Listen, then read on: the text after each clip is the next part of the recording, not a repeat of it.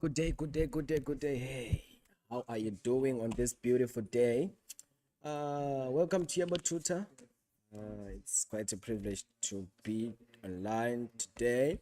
So let's hit the road with the content of today. So today we'll be doing counting and probability. So please, as always, if you're new, please do subscribe. Follow us on Facebook. It's Yebo Tutor NMU.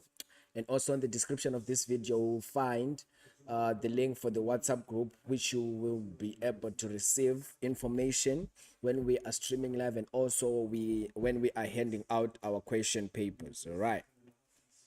So without wasting much time, now let's get to the business of the day. So today we'll be doing counting and probability, which is approximately sort of like, it's a bit challenging, but let's unpack it. Let's unpack it together.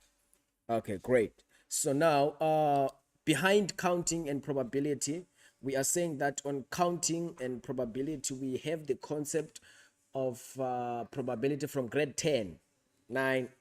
Yeah, grade 10, 9. So we are bridging, or we are building from what we have already learned in the previous years. So now what is essential is for you to understand that on probability, you must be able to have the conceptualizing mind, in a sense that you must be able to classify and see which events are happening. For instance, there are instances, or there are events of having a coin being tossed around, having cards when you're playing cards. So that conceptualizing mindset, you must have it so that you can be able to apply it and solve your problem. So I want us to start by the basics. Let me just say an overview. Okay, for an overview on counting and probability. So on the overview for counting and probability, I want us to start by talking about what we call let me just do this right. So I want us to start by talking about the factorial notation. So the first thing which is important is to understand that we have the concept of counting. So we are counting, actually we are counting numbers here. So when you are counting numbers, you must also have the that in mind, that counting, it works hand in hand with probability. So on counting, what is essential is for us to understand that we have what we call the factorial notation. So what is the factorial notation?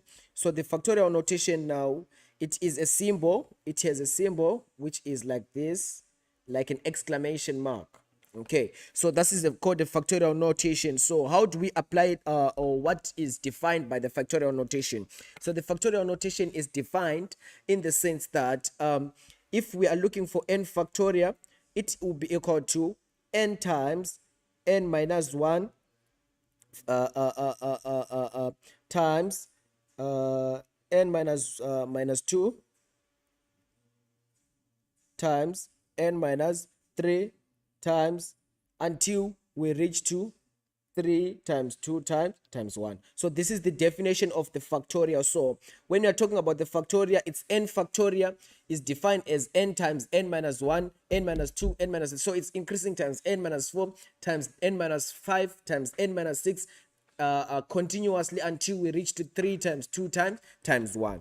So let me just make a small example. So when you're saying example of the factorial notation, we mean that, oh, sorry about that. Great. Okay, let's do this. All right, great. So example number 1, for instance, they say calculate 5 factorial. So 5 factorial is illustrated by this. This is 5 factorial. So in order for you to calculate 5 factorial, we say that it's n.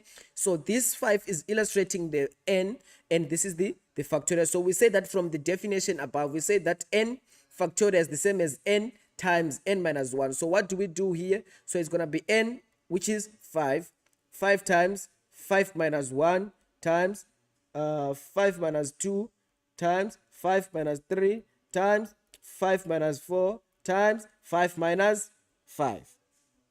Okay, great. So that's when you can actually see that this is what we are actually talking about. But now, this is not necessary to write it in this form. What you're supposed to do is that we know that 5 minus 1 is 4, 4 minus 5 minus 2 is 3. So it's just like we are saying that it's 5 times 4 times 3 times 2 times 1. So this will be our 5 factorial. So 5 times 4 is 20 times 3.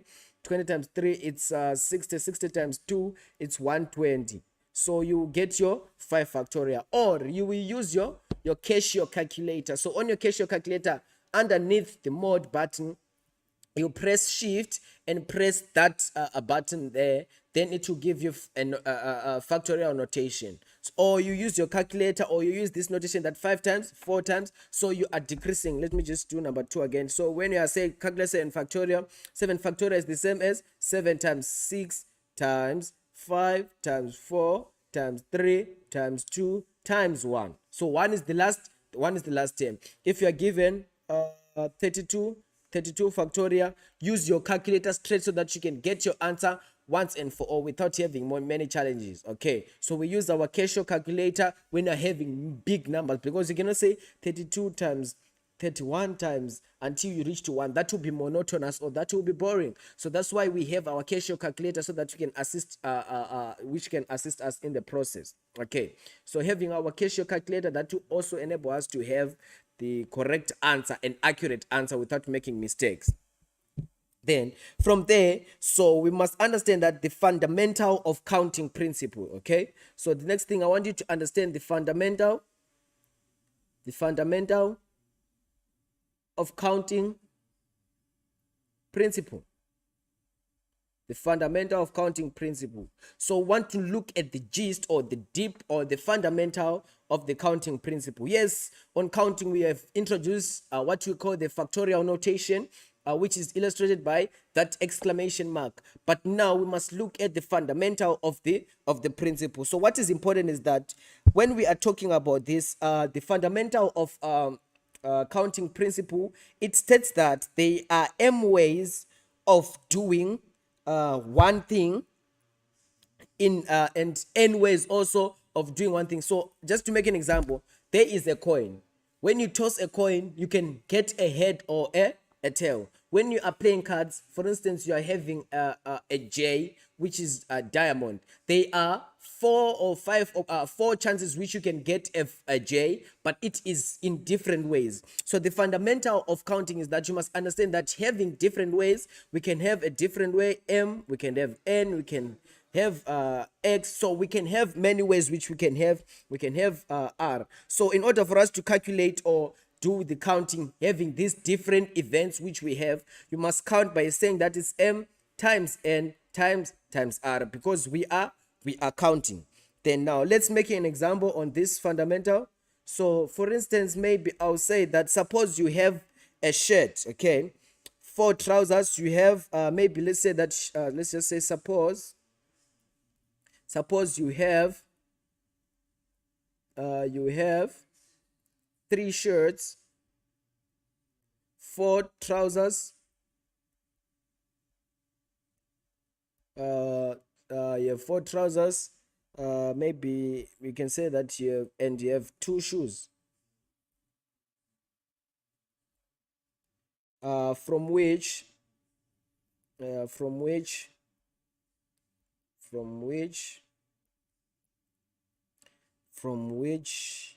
you choose. Okay, so today you can wear your white shirt, tomorrow you can wear your pink shirt, tomorrow you can wear your blue black shirt, tomorrow you can use this Air Force, tomorrow you can use this different sneaker. So now this is like the things which we have here. So now we want to apply the fundamental the fundamental of counting principle. Okay, so if they ask you now, how many different outfits can you wear? So the question will be like, how many different outfits can you wear? So as I was saying, that you can wear a shirt, one shirt which is blue, and you wear 1 trousers and you wear 1 shoe. Then tomorrow you can change that shirt, you can wear another shirt, then you wear the same trousers. So how can you calculate that? So in other words, when we are looking at counting, we want to count but not have this monotonous things that, okay, today let me group this, let me group this, let me group, so it will become boring. So now that's when now we're introducing the counting principle. So from above we say that we use M times N times R. So in this instance, let's just say shirts are illustrated by algebraic letter M, the trousers are illustrated by the algebraic letter N, the shoes are illustrated by the algebraic letter R. So now we can just do the simple thing. So now the total solution, so the solutions to this, or on answering how many different outfits can you wear, is that you just say total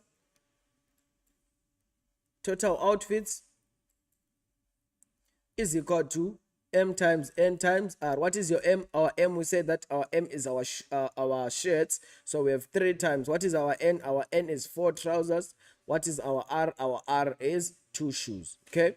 Then 3 times 4 is 12. 12 times 2 is 24. So we have 24 as our answer. So you can use your calculator as well, so that you can get an accurate answer, so that you prevent from making silly mistakes. Okay. If there's anyone with any question, if there is no one, so after that we want to define, or we want to talk about what we call, let's just say, definition. Yeah, I think it's definition of what we call a permutation. So now defining what we call the permutation. What is a permutation? So a permutation, it is an arrangement. It is an arrangement of items in ways, so like you arrange them in different ways in the way which you want to arrange them. So it's an arrangement of items, or in which, arrangement of items in which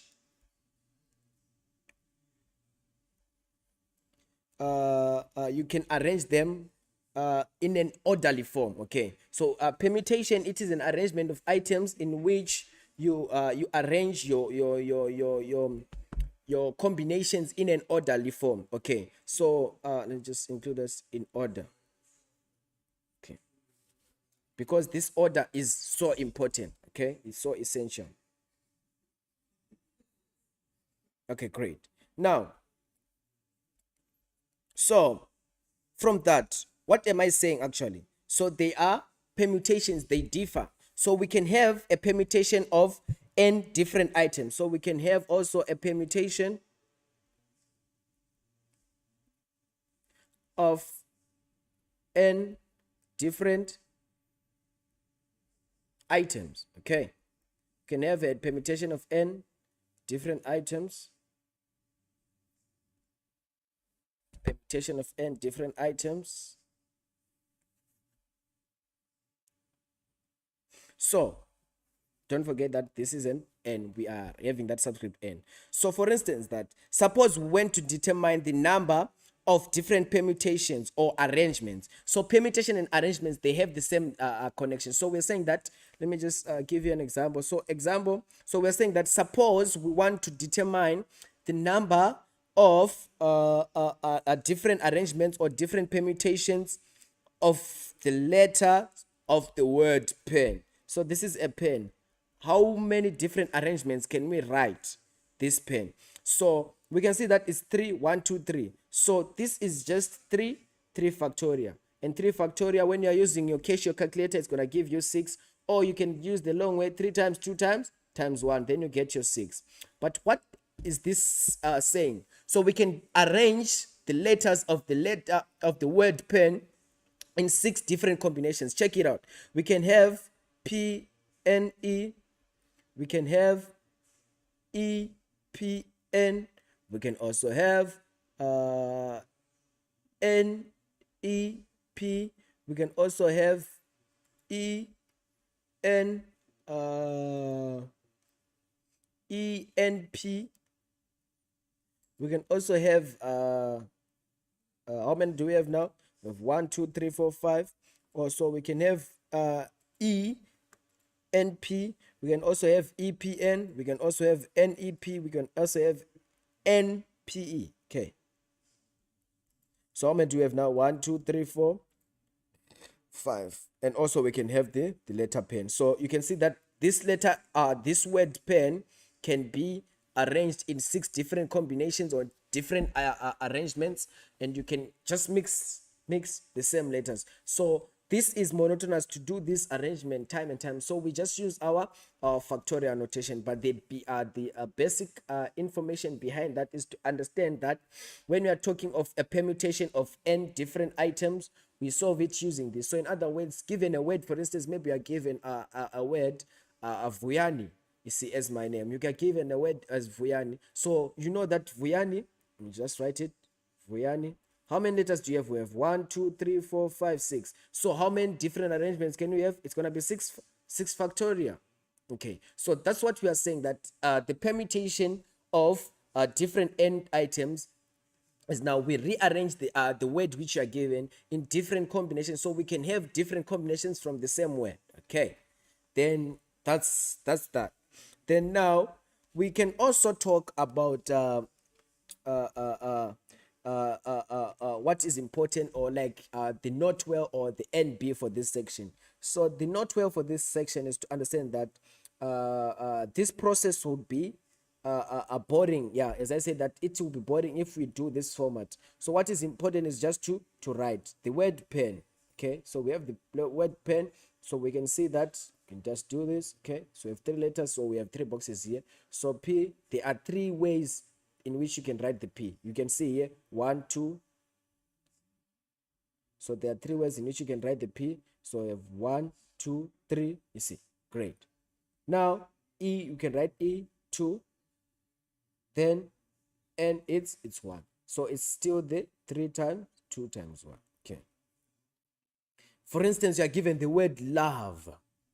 Okay. How many letters are there? It's 4 factorial. We know that.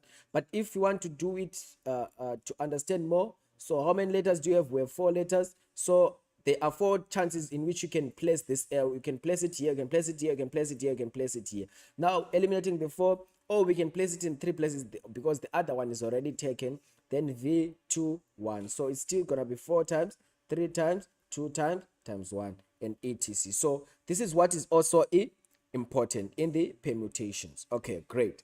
Now the last section on grade 12 probability, which I want to make sure that you understand, is that we have a permutation of R items taken from a different items.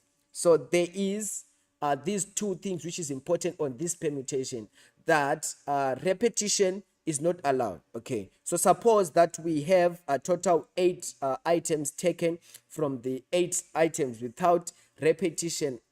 So it will be like 8, 7, 6, 5, 4, and we go down. So we don't have a repetition of things. All right. So this can be actually written as, so we are saying that if we have like the total for the 8 items, so if we have 8 times 7 times 6 times 5 times 4, this is the same as you can write as 8 PS. Okay, so that we can get it. So it's gonna be 8 divided by 8 minus 5 factorial. Then after that you can actually get the same arrangements. Okay, so we have 1 2 3 4 5. So we are saying that the total is 8, so it's 8 factorial. We minus the number of items which we have, then we can have our correct answer. So that's all which I had for you guys on the part of the overview for grade 12 probability and counting. Now I want to just remind you from some important things, that we know that the probability of A plus B is the same as the probability of A or B is the same as the probability of A plus the probability of B minus the probability of the intersection. What is the intersection? The intersection is A and B is the same as the probability of A times the probability of B. If they are mutually exclusive, it's only going to be the probability of A plus probability of B. Then you must also know how to draw your tree diagram, so that you can illustrate your problems in the correct format or in the correct way. So that's the overview which I had for you guys on probability. That's the overview which I had for you guys for probability. Now let's look for a question now. So this is NCS 2021 trial exam. Okay, so we have the first problem here, 10.1. First problem, which is 10.1.1. So they are saying that A and B are two independent events, such that probability of A now is equal to 0,2 and probability of not B is equal to 0,45. Determine the probability of B. Wow, this is amazing. Now I want us to underline things which are important. So as I said, that probability and counting, what is important is to understand and conceptualize the problem which you are given, and now see the key items or the key words which you are having. So they are saying that A and B are two independent events. So this is important. The fact that you know that it's independent, which means we must understand that if they are independent, underline that part. Okay, let me just see this. So you underline that these are two independent events. Great. If they are independent events, now we are given the probability of A and the probability of not B. So the first question, 10.1, what is the probability of B? So what are we given first? Writing our given. So we are given that the probability of A is equal to 0,2 and the probability of B of not B is equal to 0,45. So how can we calculate the probability of A of B? So the probability of B is equal to the 1 minus the probability of not B. Okay.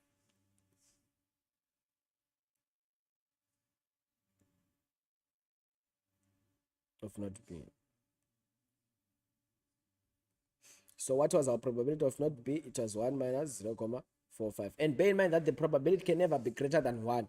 If it's greater than 1, your answer is definitely wrong. Okay, so make sure that when you are doing your calculations, your probability is not greater than 1. Then now we have that 1 minus 0,45. Then you use our calculator. Then we'll get 0,55. Then that's how you answer the first question. Next question, determine the probability of A or B. How can we determine the probability of A or B? So what is important here? They say that they are two independent events. That's the key. So for the fact that we have independent events, that will enable us to understand that we are having this formula of A or B, okay, which is equal to probability of A plus the probability of B minus the probability of A and B. Why are we using this? Because these are independent events. But do we know the probability of A and B? We don't, but we know probability of A and the probability of B. So now the probability of A and B, we say that the probability of A and B will be equal to the probability of A times the probability of B. So what is the probability of A? The probability of A is 45 over 100, or you can just write that's 0.45. Sorry, the probability of A is 0.2, sorry, 0.2, and the probability of B is 0.55. Then when you're using your calculator, 0.2 times 0.55, then it's gonna be 5 times 2. Okay, it's gonna be 0.11. So that will be the probability of the intersection.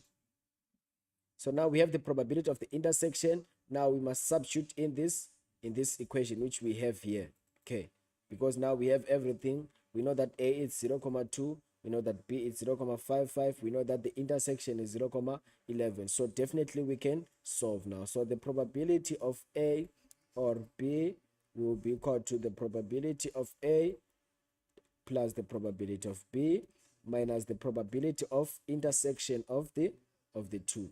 So it will be probability of A is 0.2 plus 0.55 minus 0.11. Then we use our calculator. 0.2 plus 0.55, that will be 0.72 minus 0.11. Then when you use your calculator, then you must get 0.64. Then now we answered our second question. Now the next question, now it's 4 marks. Okay, so on this question they say Asanda travels to school on a bike, or, you see, the moment you see keywords, so in probability the keywords is and or, independent, mutually exclusive, and independent. So independent events. Okay, great. So they're saying that Asanda travels to school on her bike or by taxi. The probability that she travels by taxi is X. If she uses her bike, the probability that she will be late to school is 2/5. And if she uses a taxi, the probability that she will be late is 1/2. Determine the value of X if the probability that Asanda is not late for school is 8/15. So now looking at everything, now we are having 4 different things. So we are having a taxi and we are also having a bike. So Asanda can go to school by using a taxi or a bike. Oh, okay. Asanda can be late or can be early. So now there are 4. So if he uses a bike, as they say that the probability that she will be late at school will be 2/5. But if she uses a taxi, the probability that she will be late will be 1/2. But you see something, her lateness is depending on the means or the mode of transport. So now what we will do in this instance is that we start by drawing what we call a tree diagram. So in this question we must draw a tree diagram so that we can be able to calculate properly. So let's draw the tree diagram together. So we're saying that she can either go with taxi. So let's say T is illustrating the taxi, or she can either use a bike. So the bike is B. Okay. And also what is important is that she can either be late or she can be not late. Okay. So this is the key. So now we say that the lateness of Asanda depends on the taxi or the bike. So we have our T and our B. So we are saying that Asanda, the probability, let me just write this in a better way. Okay, so this is our tree diagram.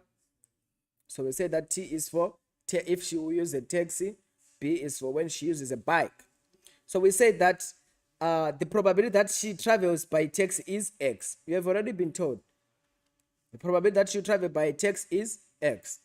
but they didn't tell us the probability in which she'll be traveling by a bike. So what does that mean? We know that if she's not traveling with a taxi, which means it's going to be 1 minus x. You still remember initially when we were calculating here on the probability of not B. So if it's not A, it's not B. Okay, so if they are saying that in this class they are the total number of students in this class which we have, it's maybe, let's say we are 40. Then when we say 30 are girls, then they are done. How many boys do we have in that class? There will be 10. 40 minus 30. So the total is x. So now the total is 1. So what is important in probability is to understand that the maximum or the maximum probability is 1. Your probability will never be less than 1. Okay. So here the probability that you walk by a bike will be 1 minus x. Then after that we say that she can either be late or not late. So if Asanda is, we have late. Let me just do this. So here we have, we bridge here, we have if Asanda is not late and if Asanda is late. So we say that if Asanda is late in our problem, by using a taxi, if she uses a taxi, Asanda will be late, it will be 1 over 2. So we come here and we write also 1 over 2. But when she's using a taxi also, it's going to be 1 over 2. Great. Now coming to the B. Okay, for the bike.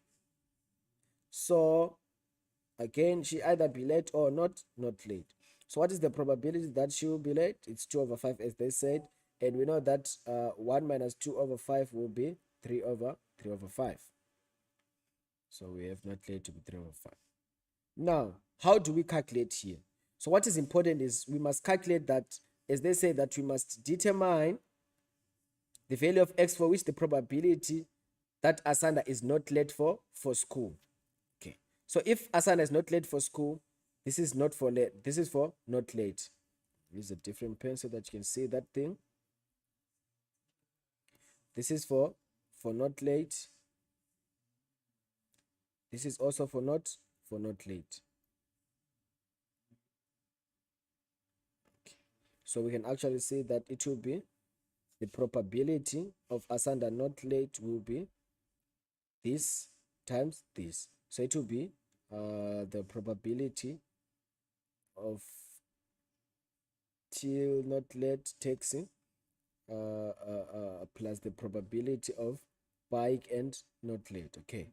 So what will be the probability of TL? We say that is going to be x times 1 over 2. So it's going to be 1 over 2 x. Then the probability of bike, 1 over 2x. And the probability that she okay, then the probability that when she uses a bike and be late, it's 1 over 1 minus x times 3 over 5. So we can write it as 3 over 5 and 1 minus x. Okay. Then now we can actually solve. But we were also told that the probability that she will be late here, we were told that it is 8 over 15. Okay. So that we understand that. So probability of not late will be 8 over 15. Now let's solve for x.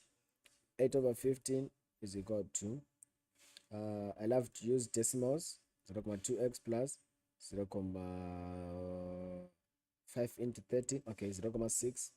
Then 1 minus x. Now 8 over 15 is equal to 0.2x plus 0.6 minus 0.6x. So we use our calculator so that we get the correct answer. So we use our calculator so that we get the correct answer. So if we say that 8 over 15 plus 0.6, what will we have? 8 over 15 plus 0.6.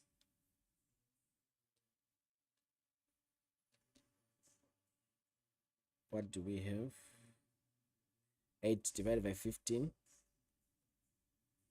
8 over 15. I'm using my calculator as well. 8 divided by 15 plus 0. Sorry, it's going to be minus 0.6. Okay, or let's just do this 0.2 minus 0.3, so it's going to be 8 over 15 minus 0.6 is equal to negative 0.4 x. Then divide both sides by negative 0.4. Divide both sides by negative 0.4.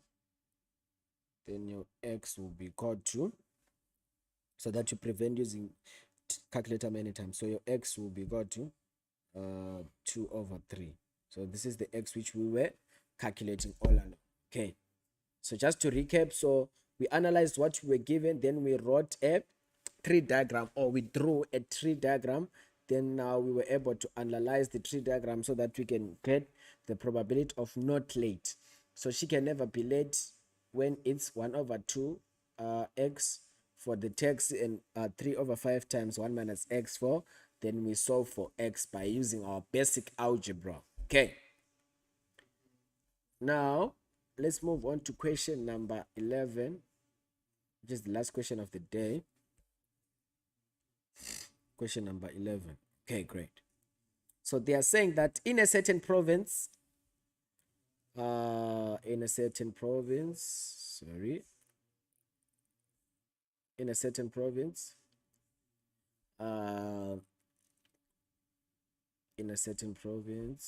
let's do this light blue.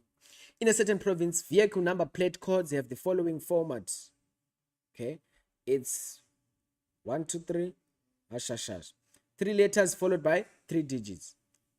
Where at these letters, this is illustrating letter, and this is the hashes are illustrating the number, the digits, the digital numbers. Now, represents the letter of an alphabet, and hash is a digit from 0 to 9. Okay, they have already told that the numbers are starting from 0 to 9. It can be a 333 or 123 or 124. It depends. For each number plate code that is assigned to a vehicle, the following conditions must be met. All letters except E, G, and O can be used, and no letter can be repeated. So you are saying that you are told that don't use E, G, O, and O. Okay, and also we are also told that no letter can be repeated. So you cannot have AAV. You can't have it. So you cannot have triple A, because they say that no letter can be repeated. They also say no number plate code can start with a vowel. So what is a vowel? E, or U. Yeah, you see when you're in grade 1, you were singing these things, but now they are here now. Okay, so no number plate code can start with a vowel. So it can never start with E, or U. So make sure that it can never start with those 5 numbers. And also they're saying that all digits can be used. Okay, and each digit can be repeated. So in other words, we can repeat the digits. All right, great. So the first question, how many vehicles can be assigned to a number plate code according to this system? How many can be assigned? So what is important is to understand that how many numbers do we have from 0 to 9? So we have 0, 1, 2, 3, 4, 5, 6, 7, 8, 9. So there are 10 numbers. So analyzing the question, it's nice. So before you do anything, you analyze the question first. So we're saying that we are having how many numbers? We are having 10, because from 0 to, let me just say 0 to 9, we have 10 numbers. Okay, we have 10 numbers. Great. Now on the numbers or the alphabets, we know that the alphabets from grade 10 with grade 0, you were told that there are 26 alphabets, A, B, C, D, until you arrive to Z. Okay, now what is important is to understand something here. They say that all letters can be used in the alphabet except E, G, and O. So which means if they say expect these 3, we must not use these 3. So now we are already on 23. Okay, then after that, what is important is to also understand that they can never start with a vowel. So those vowels can be R, A, E, or U. So we can never use them. So having that concept in mind, also from that 23, let's remove the vowel, because we can never start on a vowel. Okay, great. So now let's solve. So we know that initially we must have 3 alphabetical order, then followed by the numbers. Okay, so how many chances can we write the alphabet? So we said that we can never start with an alphabet, so we're gonna have 20. let me just do this formatting. Let's write this in this formatting so that we can see together. Okay, great. 1, 2, 3, 4, 5, 6. Great. So we said that you can have never. We have the first time these three are representing the alphabet. This one is for numbers. So they also say that the numbers can be repeated. So we say that between 0 and 9 there are 10 numbers. So we can repeat those numbers. So it can be 10, 10, 10. Okay, great. So we have the chances here can be 20 because we must not start with vowels and we must remove E, G, and O. So bear in mind that E, G, and O plus also we can never start with an alphabet, with vowel. So the vowels are A, E, O, U. Then we must remove E, E, G, and O. So it's gonna be 1, 2, 3, 4, 5, 6. So it's gonna be 26 minus 6. Then we have 20 because we cannot repeat E and E. Bear in mind that we say that we can't repeat the letters. So this E and E, it's 1. O and O is also 1. So these are 1. So now we remove the alphabets E, G, O, and we also remove the vowels. So the first thing, so we have 20 chances that we can start with any different alphabetical letter except the vowels and E, G, and O. Then the second time we said we must remove this number. So the second time we have the 22 chances now because we can include the vowels, but we can never include E, G, and O. Then as always we said we decrease 20, 19, and so forth. So this will be the total will be equal to 20 times 22 times 21 times 10 times 10 times 10. Then we use our calculator so that we can get the answer. So the answer will be 9,240,000. Then you get your marks. So this is where now we are applying the permutations which we were doing and which we were talking about. So that's all I had for you guys for today. Summing up, we talked about counting and probability. So what is important is to understand that on probability, we are counting and we introduce the concept of what we call the factorial notation. So the factorial notation will make our life easy. For instance, if we are having 32 factorial, we won't now have to write 32 times 31 times 30 times 29 going down and down and down. But what is important is that now, since we have the factorial notation, we can just use our calculator. So it will be 32 factorial. Then we have our answer just like that. Then we are good to go. I wish you all the best as you are proceeding writing your June exam. Keep on practicing. If you have any question, do DM us on the WhatsApp group so that we can assist each other. Till we meet again, have a good evening.